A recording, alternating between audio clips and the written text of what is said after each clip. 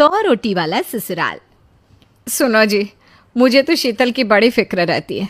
उसका ध्यान तो बस घर के बाहर दोस्तों के साथ घूमने फिरने में ही रहता है। उसे कुछ बोलो तो एक नहीं सुनती।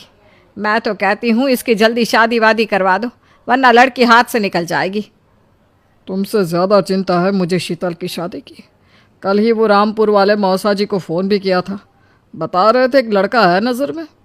उनका अपना घर है और लड़का भी अच्छा है। अरे तो फिर बस बात चलाओ ना, एक बार देखे तो सही लड़का और घर बार कैसा है। कौन से लड़की की बात चल रही है यहाँ? तुम्हारी शादी की बात चल रही है बेटी। अब तुम्हारी शादी की उम्र हो रही है तो लड़का तो देखना पड़ेगा ना। उफ़ो, मुझे अभी नहीं करनी शादी वादी। ये तो मेरे खेलने कूदने के दिन है। बहुत खेल कूद ली तुम, अब घर के काम धाम सीखने की कोशिश करो, समझी? ससुराल जाकर हमारी नाक मत कटवा देना। सब्जी काटनी तो आती नहीं इसको, तो नाक ही कटवाएगी। अरे मैं इसे शादी तक अच्छे से सब सिखा दूंगी। आप तो बस उस लड़के से इसकी शादी के बाद चलवाओ। कुछ दिनों बाद कुणाल और उसकी माँ शीतल को देखने घर आते हैं। कुणाल दिखने में बड़ा ही स्मार्ट होता है। शीतल तो उसे देखती ही रह जाती है। देखो जी, हमारी कोई डिमांड तो है नहीं, बस हम चाहते हैं कि लड़की घरेलू हो, घर के सारे कामकाज संभाल ले। अब आपके परिवार में तो बस 3 ही लोग हैं, पर हमारा तो खूब भरा पूरा परिवार है। बाकी हमें लड़की के घूमने फिरने दोस्तों से मिलने से कोई दिक्कत नहीं है। घर का काम करने के बाद जो चाहे सो करे। अरे वाह, ये तो इतने बढ़िया लोग हैं। लड़का भी इतना स्मार्ट है और ऊपर से इन्हें मेरे घूमने फिरने से भी कोई दिक्कत नहीं है। हे भगवान, तूने तो बिना मांगे ही मुझे सब दे दिया। बताओ जी, और क्या चाहिए हमें? हमारी तरफ से तो रिश्ता पक्का है जी। बस फिर तो हंसी खुशी शीतल और कुणाल की शादी हो जाती है। शीतल मन ही मन बड़ी खुश होती है और उसी खुशी के साथ वो अपने ससुराल में कदम रखती है। आओ बहू, तुम्हारा अपने ससुराल में स्वागत है। ये मिलो अपने परिवार से। ये तुम्हारे ससुर जी, तुम्हारी ननद सुनीता और गीता, सुनीता के पति राजेश और उनके 2 बच्चे राजू और चिंटू। ये ना हमारे साथ यहीं रहते हैं। ये तुम्हारी दादी सास है और बाकी लोग अभी बाहर गए हुए हैं। इतने सारे लोग, ये सब यहीं रहते हैं इस घर में? अरे अभी तो मेरे देवर देवरानी और उनके 3 बच्चे यहाँ नहीं है। उसके मायके में भी शादी थी ना, तो बस वहीं गई है। कल तक आ जाएंगे।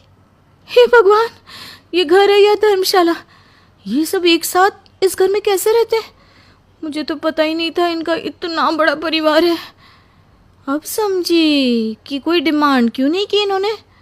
ये सब चाल चले मेरे साथ। अरे बहू, खड़े खड़े क्या सोच रही हो? चलो अपने कमरे में जाकर आराम करो। जी माँ जी। अगले दिन शीतल का ससुराल में पहला दिन होता है। शीतल रसोई में जाकर सबके लिए खीर बनाने लगती है। तभी उसके ननद सुनीता आती है। अरे वाह भाभी, आज क्या बना रही हो? बस दीदी, आज वो पहली रसोई है ना, तो खीर बना रही थी। अरे भाभी, ये खीर वीर रहने दो। घर में 4 लोगों को शुगर है और कुछ लोग मीठा ही नहीं खाते। आप ना सीधा खाना ही बना दो। क्या फ़र्क पड़ता है मीठा बने या नमकीन? बस बहू के हाथ की पहली रसोई होनी चाहिए ना। जी दीदी, तो फिर मैं खाना ही बना देती हूँ। आप बता दो खाने में क्या बनेगा? बस सिंपल सी कोई सब्जी बना दो, जैसे आलू गोभी या आलू मटर, और उसके साथ रोटियां सेक दो। हमारे परिवार में अब तुम्हें मिलाकर पूरे 20 लोग हो गए हैं। 15 बड़े और 5 बच्चे। बड़ों की 6-6 और बच्चों की 2-2 के हिसाब से रोटी बना देना। चलो मैं चलती हूँ, सब देख लेना। हाँ, बड़ों की 6-6 रोटी मतलब कि 15 लोगों की 90 रोटियाँ, और बच्चों की 2-2 रोटी मतलब 5 बच्चों की 10 रोटियाँ। 90 और 10 मतलब कुल मिलाकर 100 रोटियाँ। हाय, मैं तो मर गई। 100 रोटी अकेले कैसे बनाऊंगी?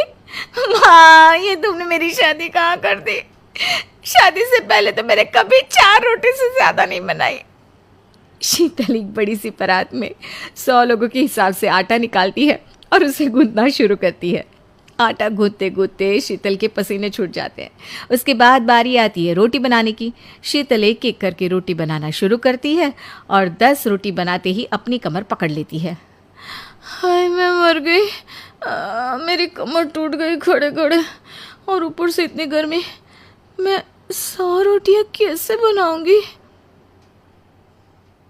अरे भाभी, सब बाहर रोटियों का इंतजार कर रहे हैं। ज़रा जल्दी जल्दी रोटी सेक दो। सब